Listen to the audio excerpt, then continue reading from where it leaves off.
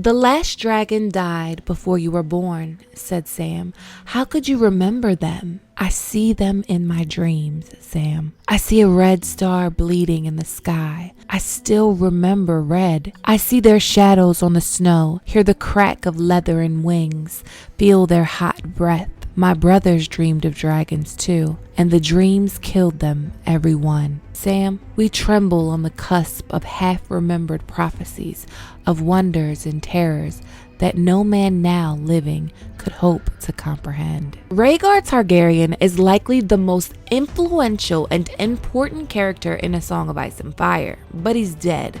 And he's been dead for like 16 years before the first chapter of Game of Thrones.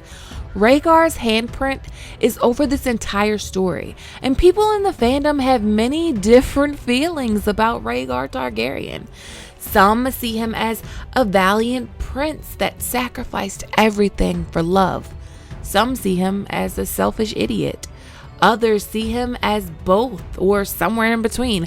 I feel like if you can understand Rhaegar Targaryen and his ideology and why he did the things he did and the clues he left behind and the mystery surrounding him, we might be able to understand what the hell is going on and what could happen in the Winds of Winter. Some of the most mysterious moments in the story, like the moments, almost all of the pivotal moments in recent history involve Rhaegar Targaryen. His birth is the most mysterious moment in recent history. Summerhall and what happened there. Rhaegar was born amidst those fiery flames as Summerhall burned around him. There's also the Tourney of Harrenhal.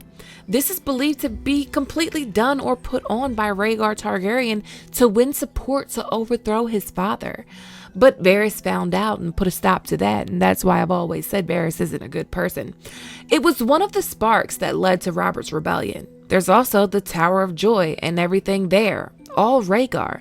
The Battle of the Trident, Rhaegar. His hand is in every moment that we need clarity on. So let's dissect Rhaegar Targaryen. Let's start with where it all began, the tragedy at Summerhall. Summerhall is a mysterious situation that almost ended House Targaryen in the green flames of wildfire. Summerhall was the Targaryens' summer castle, their third castle. The king would home at the Red Keep. His heir would be Prince of Dragonstone, while his second child would be given the title Prince of Summerhall. The day Summerhall went up in a fiery blaze was Rhaegar's birthday. He was being born.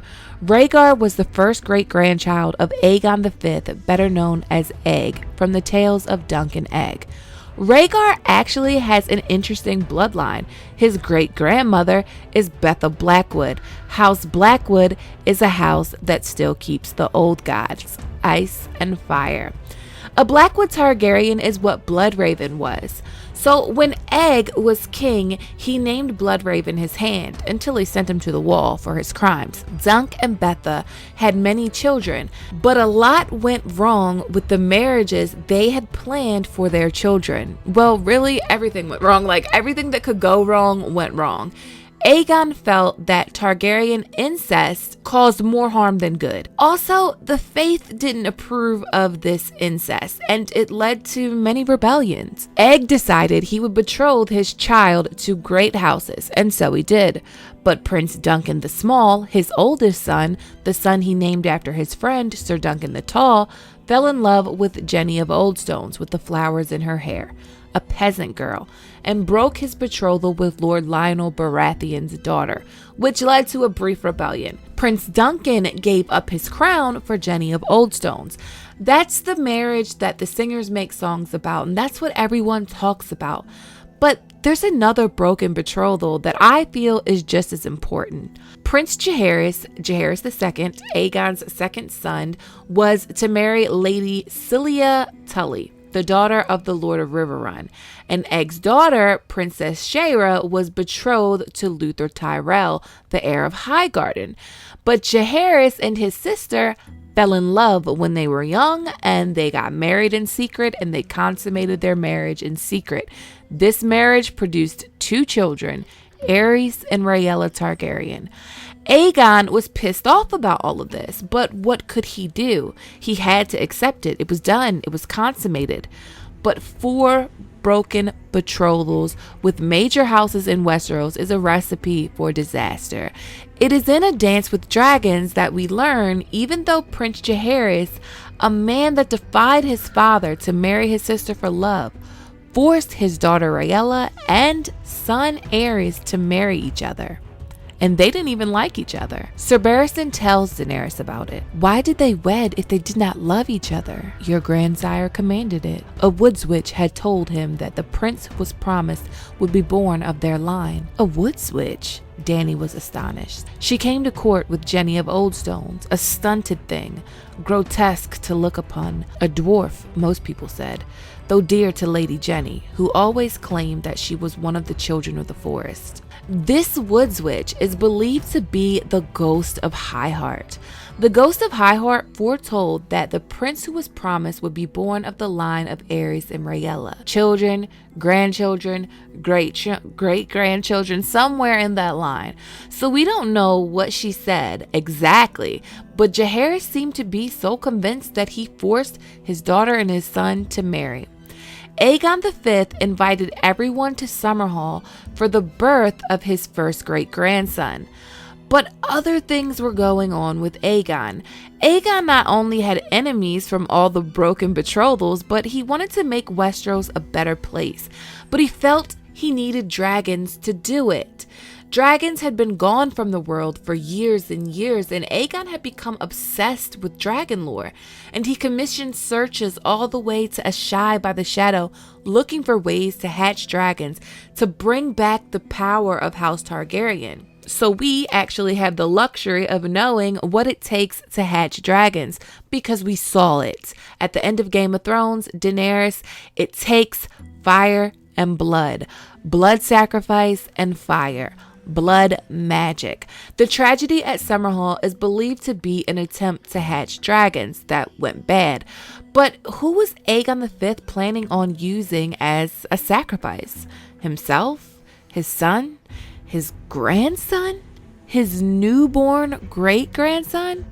When Stannis is at the wall and Melisandre is talking about this king's blood sacrifice to wake dragons from stone, Maester Aemon says something, and I am certain he's talking about Summerhall. Burning dead children had ceased to trouble Jon Snow. Live ones was another matter. 2 kings to wake the dragon, the father first and then the son, so both die kings. The words had been murmured by one of the queen's men as Maester Aemon had cleaned his wound. Jon had tried to dismiss them as his fever talking. Aemon had demurred. There is power in a king's blood, the old maester had warned, and better men than Stannis have done worse things than this. The king can be harsh and unforgiving, aye, but a babe still on the breast. Only a monster would give a living child to flames. At Summerhall, Egg died. His son, Prince Duncan, died. Jenny of Oldstone died. Sir Duncan the Tall died. A lot of people died at Summerhall. Summerhall burned, and Rhaella gave birth to Rhaegar Targaryen.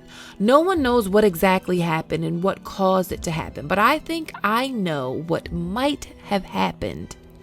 The ghost of Highheart. Her prophecy is never straightforward.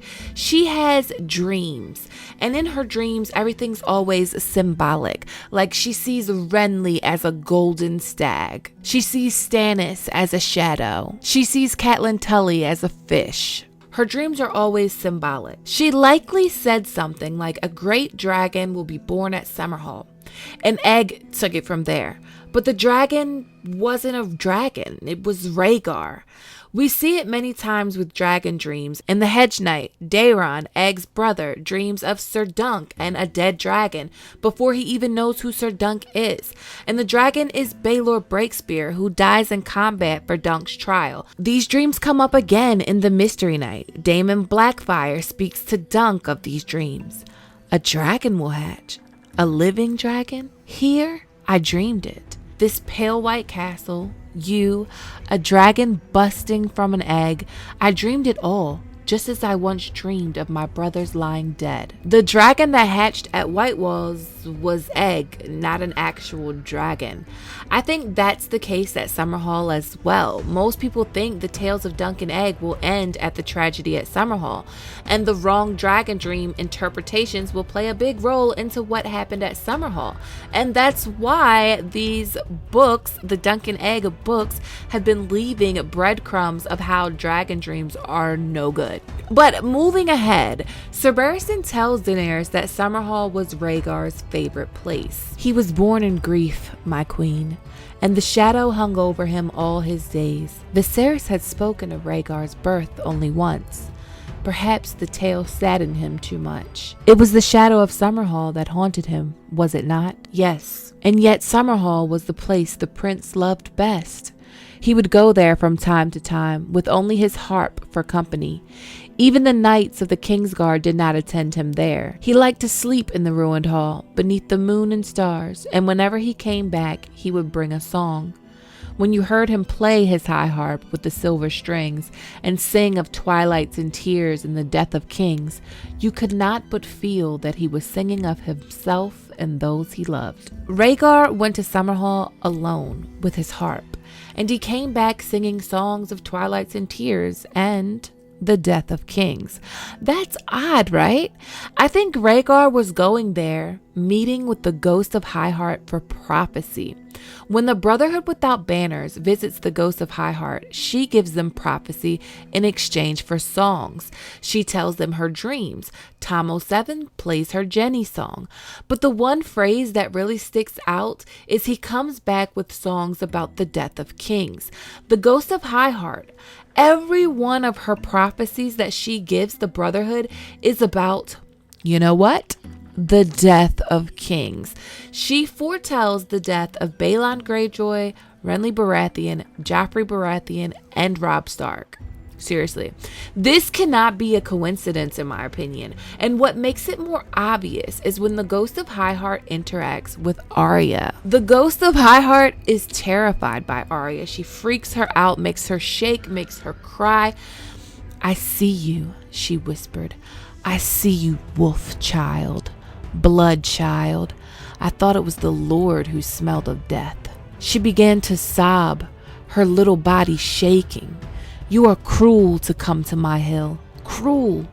I gorged on grief at Summerhall. I need none of yours. Be gone from here, dark heart. Be gone. There was such fear in her voice that Arya took a step backward, wondering if the woman was mad. Everyone always relates the interaction between Ghost of Highheart and Arya to the coin that Arya has and her dark future. But something about Arya sparks memories of Summerhall and the grief it caused her. She says she gorged on grief. Does Arya remind the Ghost of Highheart of a certain wolf girl? Lyanna Stark? Did Lyanna Stark with her flowery crown remind the Ghost of Highheart of her dear Jenny of Oldstones? Was the Ghost of Highheart actively giving prophecy to the Dragon Prince at Summerhall? And did she tell him that he needed a woman of wolf blood to fulfill the Song of Ice and Fire prophecy? And if so, does she feel responsible for his death and the deaths of everyone that she's given prophecy to? Or does she relate Summerhall to the Red Wedding? And if so, then what really happened there? There are two stories when it comes to Rhaegar and Lyanna and their love story, and they both come to a head at the tourney of Harrenhal. So Lyanna Stark was betrothed to Robert Baratheon. Rhaegar was married with one child and one on the way. His wife, Elia Martell, was there, and Rhaegar crowned Lyanna the Queen of Love and Beauty. This is very out of place. It's very disrespectful. Kings and princes, like, they can all have as many private relationships as they please. But this public display of affection in front of anyone, let alone your wife, is like unheard of. It's unheard of. It's so disrespectful to his wife. It's disrespectful to House Martell. It's disrespectful to House Baratheon. It's disrespectful to Robert. I mean, Bobby B has more than one reason to dislike Rhaegar Targaryen. Not only did he steal his wife-to-be, Robert's father, Stephen Baratheon, and his mother went to Essos for King Aerys to find a bride for Rhaegar. And when they were on the ship back home, they died. So he lost both his parents in the search for Rhaegar's bride. Then while Rhaegar was married to Ilya, he stole Robert's betrothed anyway. I mean, like, no wonder Robert Baratheon hated Rhaegar Targaryen. And you know what makes the betrayal like so much worse? Tywin Lannister, Stephen Baratheon, and Aerys Targaryen were all friends. Robert was cool with them. Like, even at the tourney of Harrenhal, Robert was cool with them. Like, Robert was friends with them. They were like family. They actually are cousins. Like, it's crazy. Rhaegar is disrespectful. He broke the code. So the stories that we are presented with is that Rhaegar fell in love with Lyanna and they ran away together, or he kidnapped and raped her. I think they are both horseshit. We know that Rhaegar acted off of prophecy. Most of what he did was calculated. However dumb it might be, it was calculated. Everything we hear about Rhaegar is good from the people who knew him. He was gentle and kind. He liked singing songs and playing his harp and giving money to the poor. So are we to believe that Rhaegar met a girl, fell in love, and cast his wife and children to the side for love? I mean, maybe. Is that what we know of Rhaegar? I don't think so. Maester Aemon says that love is the death of duty, but I believe Rhaegar felt his duty was to the realm and love had nothing to do with it. As a young boy, the Prince of Dragonstone was bookish to a fault. He was reading so early that men said Queen Rhaella must have swallowed some books and candles whilst he was in her womb. Rhaegar took no interest in the play of other children. The maesters were awed by his wits, but his father's knights would jest sourly that Baelor the Blessed had been born again. Until one day, Prince Rhaegar found something in his scrolls that changed him. No one knows what it might have been, only that the boy suddenly appeared early one morning in the yard as the knights were donning their steel. He walked up to Sir Willem Darry, the master at arms, and said, "I will require a sword and armor. It seems I must be a warrior." Rhaegar read something in his scrolls that convinced him he had to be a warrior.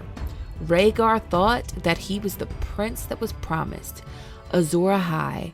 It seems to me that he read the prophecy of Azor Ahai in one of his scrolls. So at first, Rhaegar thought that he was Azor Ahai, and then later, he thought it was his son. Maester Aemon reflects on this. It was a prince that was promised, not a princess. Rhaegar, I thought the smoke was from the fire that devoured Summerhall on the day of his birth, the salt from the tears shed for those who died. He shared my belief when he was young, but later he became persuaded that it was his own son who fulfilled the prophecy, for a comet had been seen above King's Landing on the night Aegon was conceived. And Rhaegar was certain the bleeding star had to be a comet. What fools we were, who thought ourselves so wise. The error crept in from translation. Dragons are neither male nor female. Barth saw the truth of that, but now one and now the other, as changeable as flame. The language misled us all for thousands of years. Daenerys is the one, born amid salt and smoke. The dragons prove it. Just talking of her seemed to make him stronger. I must go to her. I must. Would that I was even 10 years younger. First of all, Maester Aemon never getting to meet Daenerys and Daenerys never getting to meet him is a crime. I'm torn up about it, but let's move on. So Rhaegar thought that he was the savior. Then he thought it was his son Aegon. We see the House of the Undying vision when Daenerys sees Aegon. Aegon, he said to a woman nursing a newborn babe in a great wooden bed. What better name for a king? Will you make a song for him? The woman asked. He has a song, the man replied. He is the prince that was promised, and his is the song of ice and fire. He looked up when he said it, and his eyes met Dany's, and it seemed as if he saw her standing there beyond the door. There must be one more, he said, though whether he was speaking to her or the woman in the bed, she could not say. The dragon has 3 heads. He went to the window seat, picked up a harp, and ran his fingers lightly over the silvery strings. So from this, we gather that Rhaegar thought he needed one more child because the dragon has 3 heads. He is acting on prophecy. He has a daughter, Rhaenys, and a son, Aegon, by Ilya Martell. But sadly, Ilya Martell did not have the best health, and after the birth of Aegon, she was informed she could not have any more children.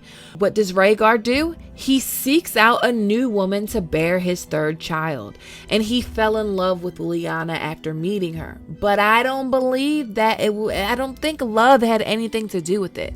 Rhaegar says Aegon's song is a song of ice and fire.